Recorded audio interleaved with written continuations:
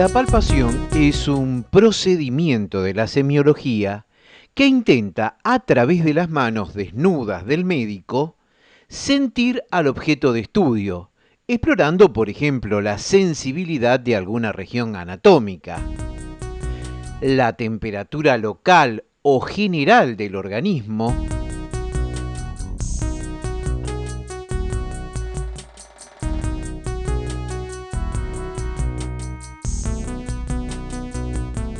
la consistencia o el grado de dureza o de resistencia que una formación le ofrece a nuestras manos,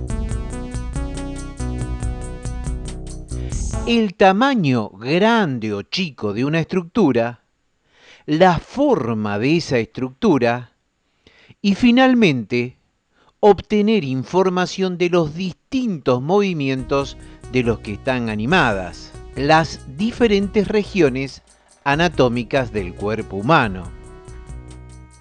Hay una estrecha relación entre el uso que le damos a las manos en la palpación y lo que nos entrega a la vista en la inspección. Miramos algo y luego lo tocamos, y así vamos extrayendo información cada vez más valiosa. Casi se confunde lo que obtenemos palpando de lo que ya captamos al mirar en la inspección.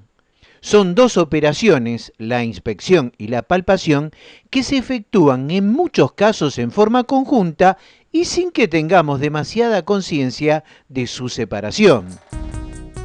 Junto con la inspección, la palpación como técnica desde siempre ha formado parte del examen físico que ya realizaban los brujos y chamanes primero, los médicos y cirujanos después en la historia.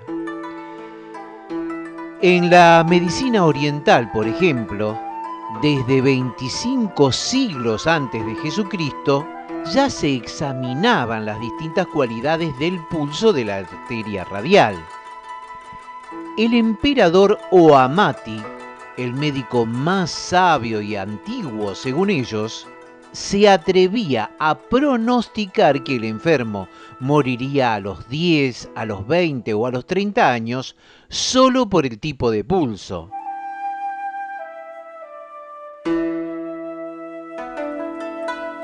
A la palpación se la realiza con la mano apoyada en los tegumentos o bien a través de ellos, generalmente con la mano desnuda. Cuando se introducen uno o más dedos o incluso la mano entera dentro de los orificios naturales, se le denomina tacto, como por ejemplo el tacto vaginal o el tacto rectal, el cual se lleva a cabo con la mano protegida por guantes de látex, lubricados para facilitar la penetración. El paciente, cuando está acostado, habitualmente se examina por su lado derecho porque la mayor parte de las personas son diestras y así pueden usar su mano derecha. También el hacerlo desde la derecha tiene ventajas para examinar la punta del corazón y el vaso. De todas maneras, es conveniente lograr destrezas para examinar por cualquiera de los dos lados. Con las manos se realiza la palpación, llevando adelante distintas técnicas y estrategias, dependiendo su elección de qué es lo que queremos investigar en cada enfermo. Así, en algunos casos, necesitaremos que la palpación sea llevada a cabo con una sola mano.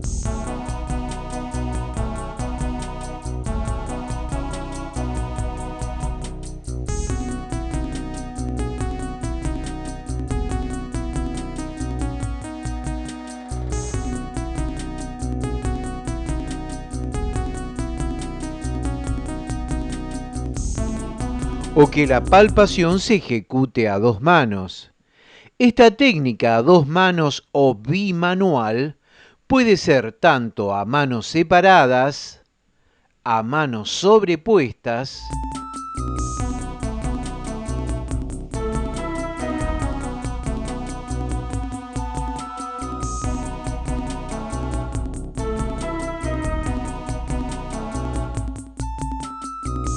o a manos yuxtapuestas.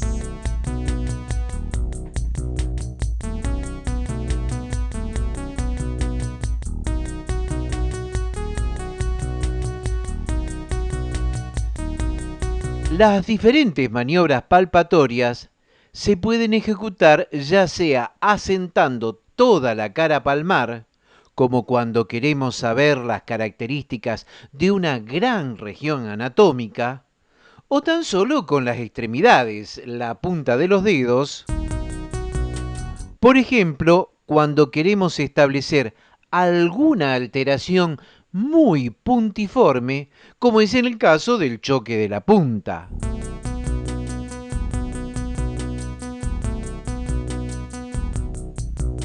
O con el dorso de los dedos, como es en el caso de la apreciación de la temperatura. La mayoría de las veces se recurre a la palpación con la cara palmar de los dedos por la gran sensibilidad epicrítica que estos poseen. La palpación con uno solo de los dedos es utilizada en muchas oportunidades para establecer con precisión el área de un dolor o para despertar ese dolor en los denominados puntos gatillos, que corresponden a la emergencia de alguno de los nervios que por alguna razón se encuentra inflamado. La palpación con múltiples dedos se utiliza en aquellos casos en que es necesario formarse una idea aproximada de la superficie de una estructura, como es el caso de la glándula tiroides. En algunos casos, como cuando se debe apreciar estructuras en su eje de mayor extensión, como es en el caso del ciego, se realiza la palpación con el borde radial de la mano. En el examen del tórax, suele recurrirse al borde cubital de la mano para precisar con exactitud las alteraciones en las vibraciones de la pared del tórax producidas por la voz, permitiéndonos precisar con bastante exactitud el borde inferior de los pulmones. Muchas veces se requiere obtener información de las partes más superficiales de una región, por ejemplo, del abdomen, y para ello es necesario que el contacto de las manos con esa zona a explorar sea suave, solamente apoyando la mano o las manos. En otros casos, se requiere que el apoyo sea firme, con cierta presión, y es entonces cuando hablamos de palpación profunda.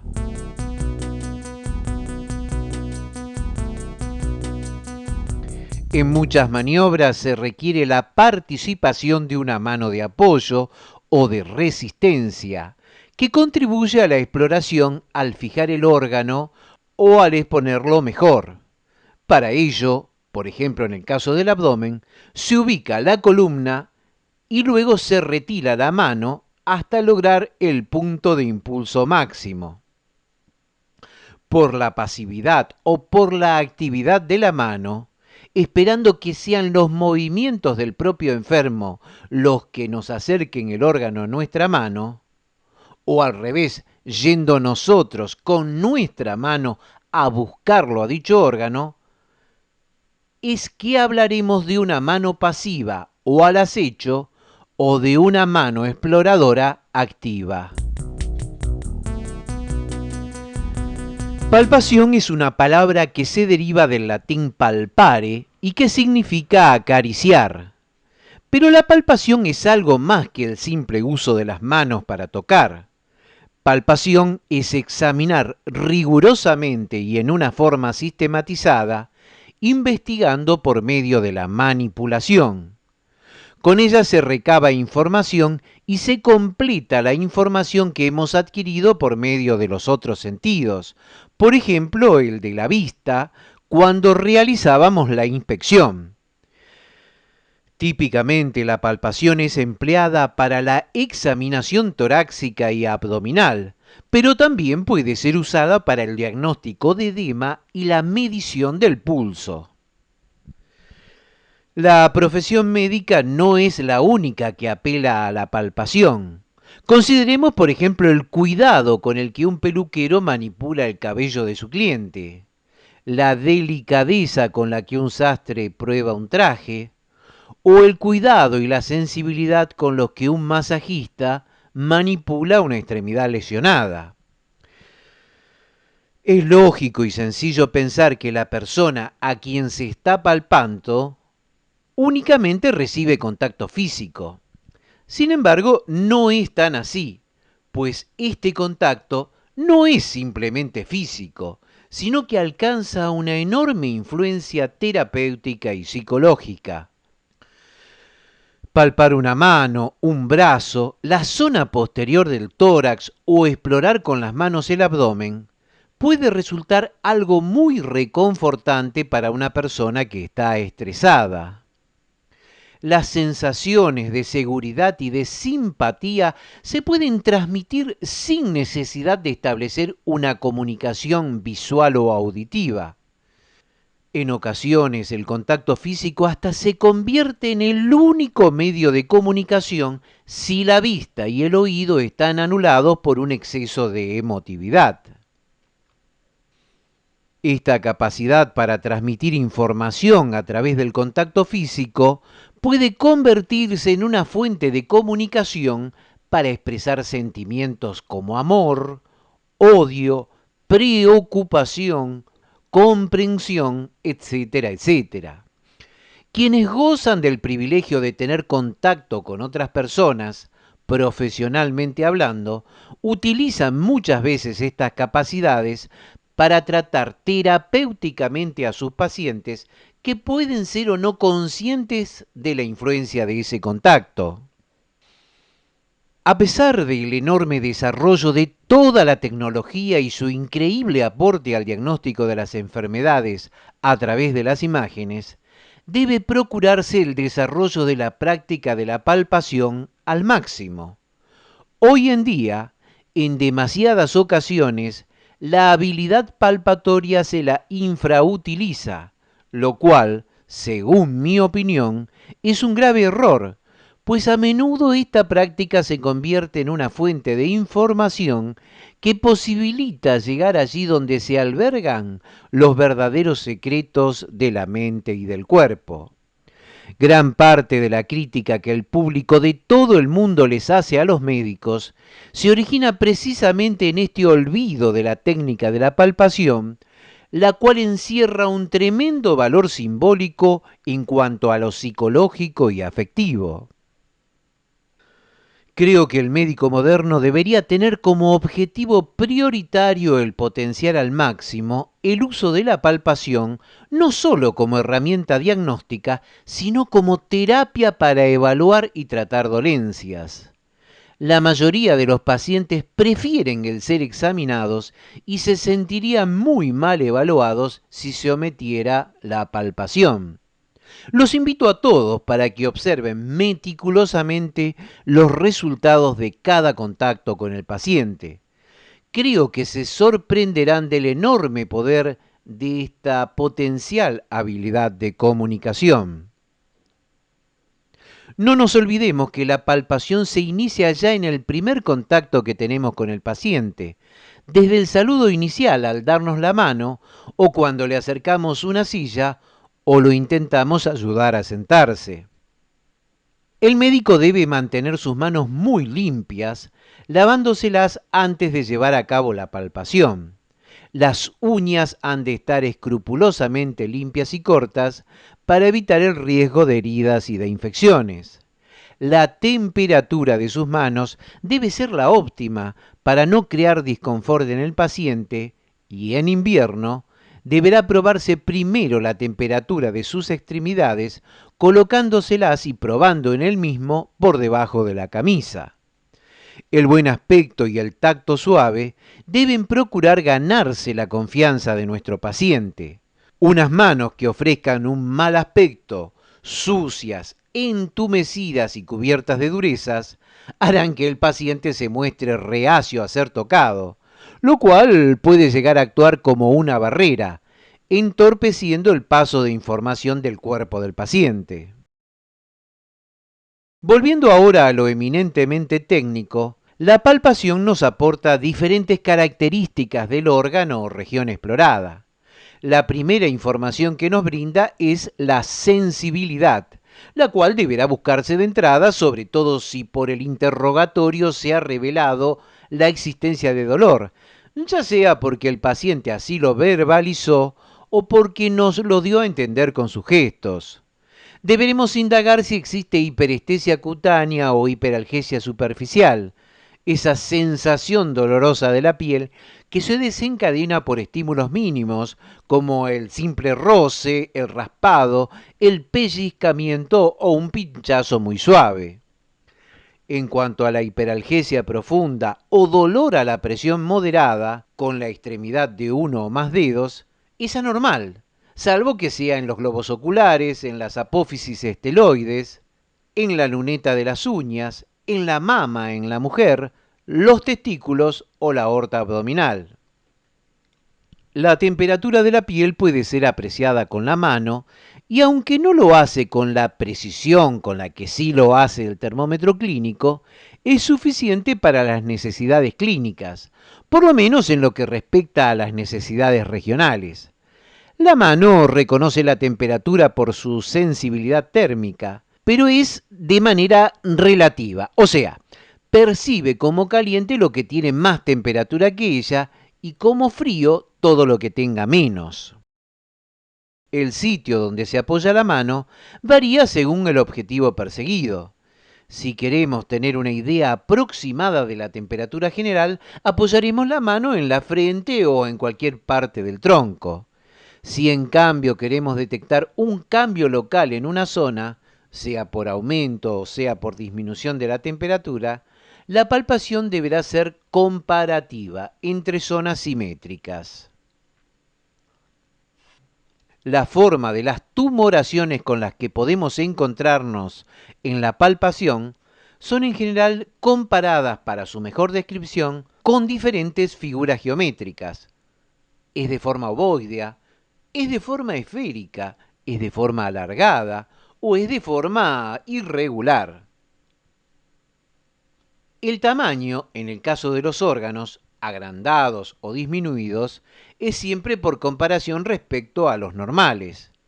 Y en el caso de estructuras neoformadas que aparecieron recientes, el tamaño se define por la medición en centímetros de sus ejes principales, habitualmente el largo y el ancho, o por comparación, la cual por herencia de influencias culturales agrícolas se suele cotejar con el tamaño, por ejemplo, de una aceituna, o de una nuez, o de una mandarina, o de una naranja.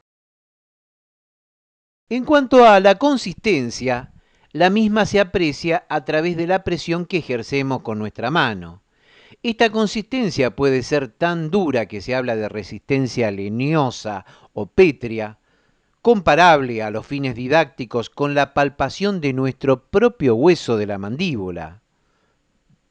Puede ser elástica, vale decir que se la vence con cierta dificultad, pero se recupera rápidamente, como se ve en algunas colecciones líquidas o en quistes a tensión. Y es comparable, también desde un punto de vista didáctico, con la palpación de la punta de nuestra propia nariz. Y finalmente, otro tipo de resistencia es la blanda o fluctuante, característica de las colecciones líquidas a baja tensión. Para formarnos una idea, al estudiante le resulta útil palparse sus propias mejillas con la boca abierta y de esa forma comprende qué es la consistencia blanda. Elástico, blando, pétreo. La última finalidad importante de la palpación son los movimientos que produce nuestro cuerpo y que pueden percibirse con las manos colocadas en una actitud pasiva al acecho, pudiendo individualizarse cuatro grandes variedades. La primera variedad corresponde a las vibraciones a manera de estremecimiento que podemos percibirlas, por ejemplo, sobre la laringe, la tráquea o en cualquier parte de la pared torácica. Son producidas por la emisión de la voz, pero también se percibe una sensación similar ante el paso de la sangre por la estrechez de una arteria o cuando existe un frote pericárdico.